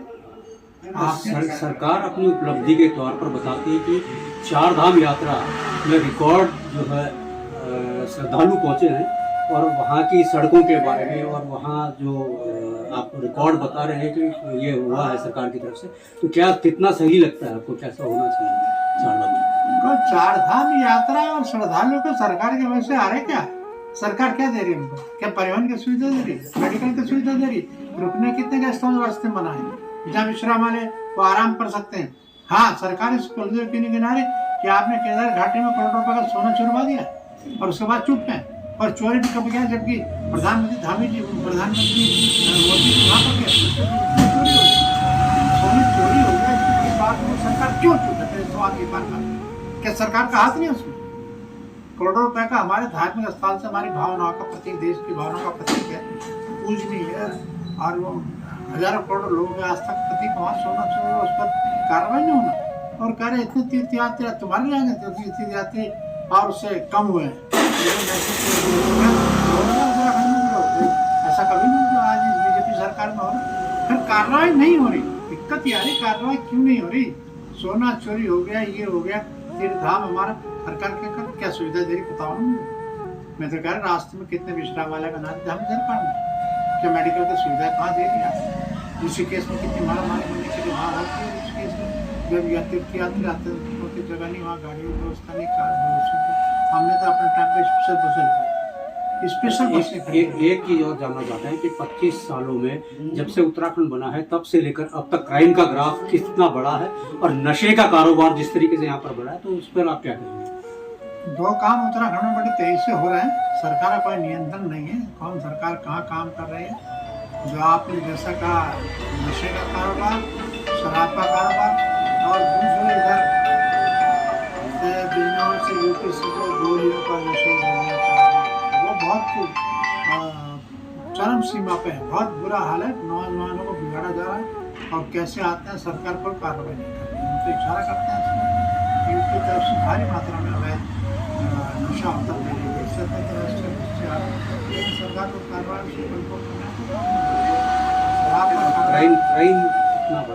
क्राइम तो यहाँ हर तरह का क्राइम, हर तरह का क्राइम है। शोषण क्राइम है, लूटमारा क्राइम है, अवैध कब्जे का क्राइम प्रायोरिटी पे है, अवैध खनन का काम प्रायोरिटी पे है। सरकार में इस प्रदेश में हो रहा, लेकिन वो सारे अवैध खनन का भारी मात्रा में हो रहा। आप दुर्भाग्य ये ईमानदार तो सब ऊपर टेहरी तक अवैध पहाड़ में डायनामाइट चौड़ा है, सर्वमात्य सरकार, उत्तर प्रदेश की सरकार ये नेताओं को खुश करने के लिए, अफसरों को खुश करने के लिए आपटना के लिए पहाड़ ये कोई संस्कार है। हमें बचा कर रखना है। हमारी भौगोलिक संस्कृति, यहाँ की हरियाली है, यहाँ के पहाड़ है, यहाँ की नदी है, इनकी सुरक्षा भी तो प्रदान करनी है। हम साइंटिफिक तरीके से करें, वैज्ञानिक नहीं चले जाओ माल देते तरह लगा दे डायनामाइट और टेरी ऊपर पहाड़ों पर, और सरकार है दर्शक करनी है। तो सरकार व्यवसाय में बंद करना चाहती है, अपना आप धंधेवाद देनी होती है। हर हफ्ते 15 दिन में जाकर आवास का काम, और हमारे नेता भी लोग फंड काम में लगा दिए। दिक्कत भी है कि विरोध भी नहीं है ना डेमोक्रेसी की, गला वोट दिए हैं ना, जिम्मेदारी जिनकी है जिम्मेदारी। आप उत्तर प्रदेश में भी विधायक रहे हैं और उत्तराखंड में आप काबीना मंत्री रहे हैं। आपने कभी देहरादून, और आप सबसे बड़ी बात है कि आप देहरादून के पुराने रहने वाले हैं, तो यहाँ पर आपने कभी इस प्रकार से आपदा आते हुए देखा है? कभी जिस प्रकार इस बार 2025 में जिस तरह से आपदा आई है, तो इसके लिए क्या आप जिम्मेदार मानते हैं? वन के कटान को जिम्मेदार मानते हैं या नदियों के रुख को मोड़ना, और किस तरीके से मतलब आप इसको देखते हैं? यहाँ पर नदियों को नियंत्रित करने के लिए कोई साइंटिफिक तरह से काम नहीं है। त्योहार के टाइम पर हमने कहा ना, जैसे मैंने उससे विधायक यहाँ का था, तो मुझे पता था अपना सारी बस्ती नहीं जाती। आज जो बस्तियाँ बसी उसमें कोई आप 10 फुट का पुस्तक देख लो मेरे, 10 साल से मैं देख रहा हूँ। कहाँ वो बाढ़ सुरक्षा का हमें, कहाँ वो मलिन बस्तियों सुधार का उद्धार जो भारत सरकार से पैसा मिलता है, कहाँ वो कामों से जो बिजली पानी जहाँ तक गए आज कोर्ट बाढ़ सुरक्षा चिल्ला रहे लोग। आज जब नुकसान हो जाए तो सरकार मुआवजा भी नहीं दे पाएंगे, सरकार तो कमाल भी नहीं दिखाई दी। तो इसीलिए बाढ़ सुरक्षा काम आते करने को हमको भी रोकना चाहिए। नदियों के किनारे इधर उधर जो अवैध लोग बसते हैं उनको हम ब्याज नहीं करते, दूसरे लोग होते हैं नदियों को आ गए तो बहुत नुकसान होगा जानमाल का, और संभलेगा नहीं, मामले पूरा हाहाकार होगा। तो ये सरकार है मूल दर्शक बनी है, नदी के किनारे अवैध खनन हो रहा है, कब्जे हो रहे हैं, तो उसको सरकार सब मैं उम्मीद नहीं करता, क्योंकि सब बड़े नेता भी अधिकारी भी ब्यूरोक्रेट से उस काम में मिले। केवल उत्तराखंड में अवैध शराब और खनन, दोनों काम पे सरकार का ध्यान है। अगर इतना ध्यान किसानों को फल लगाने का, रोजगार देने का, इंडस्ट्री लगाने का, उद्योग लगाने का, शिक्षा का काम करना होता तो प्रदेश बहुत आगे होता। प्रदेश में विकास टोटल कुछ नहीं हो रहा। यहाँ ग्रामीणदारी का क्षमता ग्रामीणदारी तो कुछ लोग इतने आ रहे हो घूम करके सेंटर पूछ करना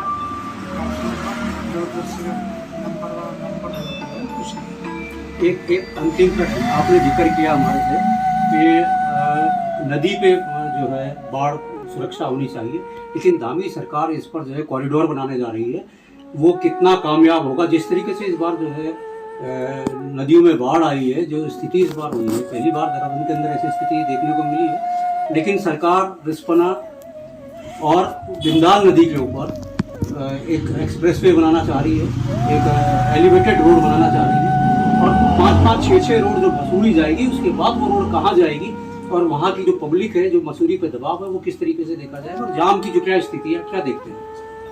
वो प्लान कुल हमारे समझ में नहीं आ रही। जो सुविधाएं उत्तराखंड के हिसाब से, राज्य के हिसाब से उनको विस्तारित करें।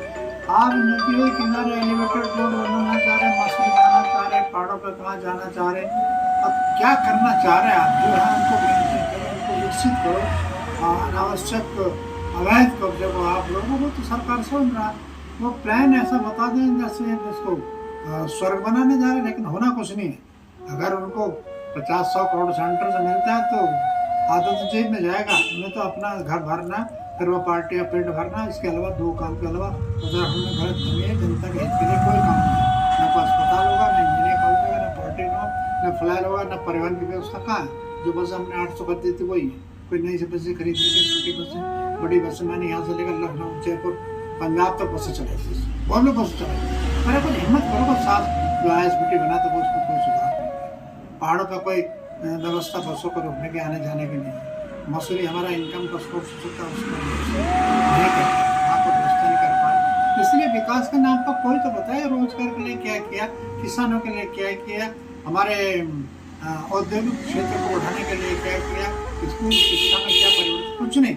थोड़ा जो चल रहा, जो भ्रष्ट ब्यूरोक्रेट बैठे हैं, वो चला रहा लूटने का। इससे बढ़िया जगह उत्तराखंड से आज की तारीख में सरकारी कोई शय नहीं है। जब ब्यूरोक्रेट्स को कंट्रोल करना हो तो हमको पढ़ना पड़ेगा, हमको विजन बनाना पड़ेगा, तरीके सोचते हैं। हम पढ़ते नहीं, अध्ययन नहीं करते, हमें ये पता नहीं कितने स्क्वायर मीटर में कितना पैसा खर्च होगा, कहाँ होगा। तो फिर ब्यूरोक्रेट्स से तो मजा आ रहा है, तो लूट रहे अपने। हमें जिंदाबाद ये हो रहा, वही हमारी पार्टी भी आज कर रहे हैं। वो भी सब खाने में काम में लगे, कोई बोलने को तैयार नहीं, आवाज उठाने को तैयार नहीं। ये दुखद है, डेमोक्रेसी के खिलाफ उत्तराखंड में बहुत बुरा विनाश का काम। जितना दायित्व उसका उतना पार्टी का। ये आंदोलनकारियों ने एक सपना देखा था कि उत्तराखंड राज्य बनेगा, हमारे अपने लोग मंत्री बनेंगे और यहाँ का विकास होगा। राजधानी हमारी गैरसैंण में जो एक सेंट्रल प्लेस है गढ़वाल और कुमाऊं रीजन का, वहाँ पर बनाया जाएगा। तो क्या ये आंदोलनकारियों का सपना कभी पूरा हो पाएगा? नहीं, आप राजधानी का मसला क्यों लटका रखा? आपने पूर्ण बहुमत में सरकार है, सेंटर में तुम्हारी, स्टेट में तुम्हारी, जो पैसा खर्च होना गैरसैंण बनाओ उसको। एक मुद्दे को बार बार उसको हवा देनी पड़ती है। तो आप अपना मन तो स्पष्ट करें कि आप अस्थायी बनाना चाहते हैं, अस्थायी बनाओ, डेवलपमेंट तो करो। जमीन देखती, जगह देख ली, फिर बार बार बातें उठती हैं। तो मैंने सोचा सरकार की इच्छा शक्ति तो आज नहीं है। पूर्ण बहुमत होने के बाद भी, सेंटर में गवर्नमेंट होने के बाद भी ये नहीं कि क्लैश हो रहा है। एक ही गवर्नमेंट है और सरकार तो यहाँ की वो पानी भरो, यस मैंने सेंटर। अरे तुम कच करो, अच्छे काम के लिए करो। मैं तो करना किसी दिशा में, स्वास्थ्य के, शिक्षा के, परिवहन के, किसी दिशा में तो काम हो। कुछ नहीं हो रहा, ठप है प्रदेश में। जो इनकम मैंने कहा ना, सब मेरे काम में लगा, सारी नदियों का दोहन हो रहा। बाद में बारिश आएगी, नदियाँ आएगी, कटान होगा, भूमि कटान होगा, गाँव उजड़ेंगे, सरकार लेकिन खनन का बस मुँह बंद रखो अपना। खनन का काम जिसको करना, खनन का अपना पूरी खोद दी, अब तबाही मचा दी। जैसे मैंने कहा, शाम में जाओ ऊपर पहाड़ों पर, डायनामाइट से पहाड़ शर्म आनी चाहिए, डूब आनी चाहिए सरकार। 10 साल कांग्रेस ने सरकार किया और लगभग भाजपा भी इतना ही काम कर रही है यहाँ पर। यहाँ पर जो है आंदोलनकारियों के सपने आज भी अधूरे हैं, पलायन का मुद्दा आज भी ज्यों का त्यों है। तो इस पर क्या आपको लगता है कि भविष्य में कोई इस तरह का काम होगा कि यहाँ के आंदोलनकारियों का सपना पूरा होगा? आंदोलनकारियों का एक विजन भी था, सोच भी था, त्याग भी दिया, बलिदान भी किया, उन्होंने धरने प्रदर्शन भी किए कि हमारे सपनों का एक राज्य, छोटे राज्य, पवित्र राज्य, देवभूमि, यहाँ पर देवता निवास करते हैं, तो इस चीज़ का एक आदर्श राज्य बनना चाहिए था। क्या दिक्कत नहीं आ रहा जब सेंट्रल स्टेट में एक ही पार्टी की सरकार है, तो जैसे मैंने कहा तिवारी के टाइम पे जो विकास का काम है उसके बाद ठप है। मैं तब कहना चाहता हूँ जब इतनी हल्ला आप कर रहे, मैं तो धामी से पूछना चाहता हूँ, आप बताइए, आपने शेड्यूल बना, हजारों लाखों लोगों को काम मिला, लाल तप्पड़ को खाली हो रहा है, इंडस्ट्रिया बंद हो रही, सेला को खाली हो रहा है, क्यों इंडस्ट्रिया बंद हो रही, छुट्टे टाइम पर रास्ता जाम होता था, सारा शेड्यूल बना, इंडस्ट्री बंद हो रही, क्यों हो रही? आप रोजगार देने से लेने का काम क्यों कर रहे? बताइए, कितने किसानों के खेत को पानी दिया आपने, कितने ट्यूबवेल हैंडपंप बनाए? मैं तो पूछता हूँ सवाल, चुनाव आप किसानों के उपज का नहीं बढ़ाएंगे, कितने आपने विस्थापित या पहाड़ों पर कितने आपने बाढ़ सुरक्षा काम किए, सड़कें बनाई, अस्पताल बनाए, कुछ तो बताएं। कि inter college school IIT polytechnic छोड़ दो, उनका सपने में नहीं, ना उनका विजन है, ना कुछ सोचो कि IIT कितनी बढ़िया चीज़ होती है, बच्चे 25 सर्टिफिकेट लेकर लगते हैं, कभी 10,000 की नौकरी सर्टिफिकेट, वो नहीं आपने खोले, जो था आप उन्हीं को मेंटेन नहीं कर रहे। बड़ा दुखदाई है। मैं तो कह रहा हूँ इस प्रदेश के बारे में तो जितना ना बोला, आज गुलामी से बदतर स्थिति, बिल्कुल बदतर स्थिति। सर, जो ट्रैफिक लाइट्स हैं वो इरेगुलर हैं, मतलब टाइम इंटरवल उनके बराबर नहीं है, और कहीं पर रात को 11 बजे बाद ट्रैफिक लाइट चलती है, लेकिन दिन में जब ट्रैफिक होता है उस दौरान वो ट्रैफिक लाइट नहीं चल पाते। इसीलिए जो हमारी सड़क सुरक्षा समिति की मीटिंग हुई थी उसमें ये बात आई थी कि हमारे जितने भी सेंसर्स हैं, CCTV कैमराज हैं या स्पीड कैमराज हैं या ट्रैफिक लाइट्स का कंट्रोल है, वो कुछ MDDA ने रिस्पना पुल हो चाहे बिंद्राल पुल हो, उस पर सौंदर्यकरण के नाम पर दोनों तरफ जाल लगाकर उसको, उसके पीछे की गंदगी को ढक दिया गया है। वो नदी आज भी उनके आसपास वैसे ही गंदगी है, वैसे ही झुप्पड़ झुग्गी बनी हुई है, चारों तरफ बनी हुई है, और उसको ढक दिया गया है, जबकि उसको ठीक करने का वो करना था, सरकार को काम करना था, लेकिन उसने अपना जाल बिछाकर उसने भी अपना काम करवा दिया है। का जो 1400 करोड़ मिले थे वो बरसात में 1400 करोड़ रुपए पानी की तरह पूरा बह गया। पर देहरादून की जनता सरकार के कार्य से संतुष्ट नहीं है। विकास के नाम पर बस खाली गड्ढे, जबरदस्ती बस सीवर लाइन, भूमिगत लाइनें बिछा दी गई है जनता को दिखाने के लिए, जबकि उसमें कोई सुचारू रूप से कार्य, न पानी मिल रहा है, न ही सीवर लाइन का ढंग से पानी सप्लाई हो रहा है। सब सप्लाई, सीवर लाइन का सारा पानी रोड पर आ रहा है, जिससे लोग बहुत परेशान हैं। लोगों के घरों घरों में पानी भर रहा है। पहले से ही इस शहर में जाम की समस्या थी, लेकिन जो सड़क के नाम पर गड्ढे वगैरह अब और बना दिए गए हैं, इससे और भी ज़्यादा जाम की समस्या हो गई है। और ट्रैफिक जो स्ट्रीट लाइट है वो सही से ढंग से संचालन नहीं कर रहे हैं। किसी भी लाइन में स्ट्रीट लाइट चली, आप जाकर देखिए, कोई भी ढंग से काम नहीं कर पा रही है। भारी बारिश के कारण सड़कों पे जो बड़े बड़े गड्ढे हो गए हैं, दुर्घटना का कारण बन रहे हैं, जो लोगों के लिए बहुत बड़ी समस्या हो रही है। तो सरकार को इस पर ध्यान देना चाहिए कि अगर स्मार्ट सिटी देहरादून को बनाना है तो वो इस तरह नहीं, सरकार किस तरह उसे अच्छे से स्मार्ट सिटी बनाया जाए, सरकार उस पर ध्यान दे। स्मार्ट सिटी के नाम पर जो स्कूलों के, अस्पतालों के गलियों में जो बड़े बड़े गड्ढे खोदे गए हैं, उसे आज तक सरकार पाट नहीं सकी है। वो आज भी बहुत ऐसे ही खुले पड़े हुए हैं, के कारण महिलाएं, बच्चे, बुजुर्ग सब दुख हो रहे हैं। आने जाने वालों को बहुत दिक्कतें हो रही हैं, लेकिन वो शिकायत भी करने पर कोई उनकी शिकायतें नहीं सुन रहा है। देहरादून शहर को कभी अंग्रेजों ने बसाया था, जिन्होंने चारों तरफ नहरें निकाल रखी थी, जिससे खेतों के लिए, जमीनों के लिए बहुत फायदा होता था। लेकिन आज सरकार ने इन नहरों के ऊपर सब लोगों ने, ठेकेदारों ने कब्जा कर करके उसे बंद कर दिया गया है। जो एक खूबसूरत शहर, अगर आज अंग्रेज वापस आ जाते हैं तो वो आज अपने बसाए हुए शहर को पहचान नहीं पाएंगे कि उन्होंने क्या शहर बसाया था और आज क्या शहर हो गया है। तो आज जनता को जागरूक होना जरूरी है। सरकार सिर्फ दिखावे के अपना दावा दिखाती है, झूठे दावे करती है, लेकिन स्मार्ट सिटी के नाम पर सरकार ने कुछ भी नहीं किया है। उल्टा देहरादून का बर्बाद हो गया है। देहरादून में कोई भी आज खूबसूरत नहीं बताता है। पहले ही देहरादून का नाम सुनते ही लोग खुश हो जाते थे कि देहरादून में ही बहुत सुंदरता है, स्वर्ग है। लेकिन आज देहरादून के नाम के यहाँ की हालत देखकर सब लोग दुखी हैं, परेशान हैं। बड़ी बड़ी नदियाँ थी जिसे सरकार ने कब्जा करके बहुत छोटा बना दिया है। अब ऐसे आज जो आपदा आ रही है उसका कारण ही पेड़ काटना, नदी नालों के किनारे कब्जों को करना, यही सब वजह है। लेकिन लोग बहुत परेशान हैं। कई लोग, सरकार जो है घरों में जाकर डेंगू को नापने, देखने का, परीक्षण करने का दावा करती है, लेकिन जो गड्ढे और नाले खुद सीवर लाइन, पाइपलाइन बिछाने के उसमें किए गए हैं, उनमें जो पानी भरा है उसमें कौन देखेगा? उसमें भी तो डेंगू है ना। लेकिन सरकार अपने कार्यों को छुपाकर बड़े बड़े दावे कर कुछ भी नहीं कर पा रही है। जनता परेशान है, न तो जनता की सुनवाई होती है, न ही किसी की बात सुनी जाती है। बस बड़े बड़े ठेकेदारों और सरकार ने मिलकर उत्तराखंड का जो हरियाली थी, एक खूबसूरत शहर था, उसे सब कब्जा बनाकर नदी नालों को छोटा बनाकर, जो इतना खूबसूरत नहरों से भरा हुआ शहर था, उसे सब नहरों को बंद कराकर आज हम आपकी मुलाकात करा रहे हैं पूर्व मुख्यमंत्री हरीश रावत जी से, और जानते हैं कि 25 साल का जो सफ़र है रजत जयंती की तरफ हम जा रहे हैं, तो कैसा है, ये गड्ढा युक्त सफ़र है या गड्ढा मुक्त सफ़र है, इसके बारे में आपका प्रश्न ही है, मेरा रिएक्शन है, मेरा उत्तर। हम इन 25 सालों में सड़कों के गड्ढों से ही नहीं जुड़े, वैचारिक गड्ढों से जुड़े। हमारे पास कोई स्पष्ट रोड मैप नहीं है किस दिशा की तरफ हम राज्य को लेकर के जाना चाहते हैं, वो दिशा तय नहीं है।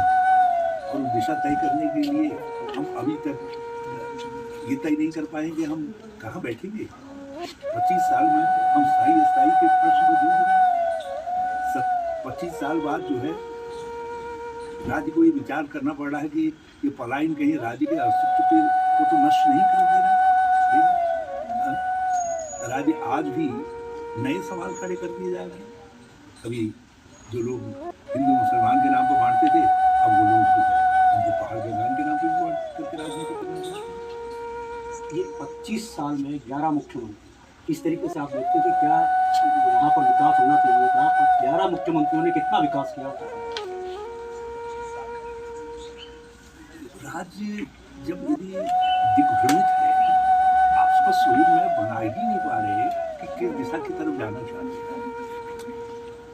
आप कौन से वस्त्र पहनेंगे जब यही आप तय नहीं कर पा रहे, तो आप घर से बाहर कैसे निकलेंगे? तो अभी तो ये वैचारिक असमंजस के में डूबा हुआ राज्य है, और विधानसभा के विशेष सत्र का उपयोग, जिसका हम सोच रहे थे कि मुख्यमंत्री राज्य को बताएंगे कि ये 25 साल के अंदर ये कमियां रही हमसे, और इन कमियों को हम आगे ऐसे दुरुस्त करेंगे, एक रूप में बताएंगे। पहले विवेचना करेंगे और उसके बाद आगे की आशावादिता रखेंगे। उन्होंने तो सत्र का उपयोग जो है अपनी नौकरी पक्की करने के लिए कर दिया। विधानसभा सत्र के अंदर अब RSS की प्रशंसा के लिए उसका उपयोग करने का काम है। इसलिए बहुत सारे लोग हैं जिनका वैचारिक मतभेद, आज़ादी की लड़ाई का वैचारिक मतभेद रहा है RSS के साथ, तो अलग ध्रुव रहा है, वो अंग्रेजों के साथ अलग ध्रुव रहा है, और ये देश के आम जन के साथ अलग ध्रुव रहा है। ये इसलिए एक निराशा हुई।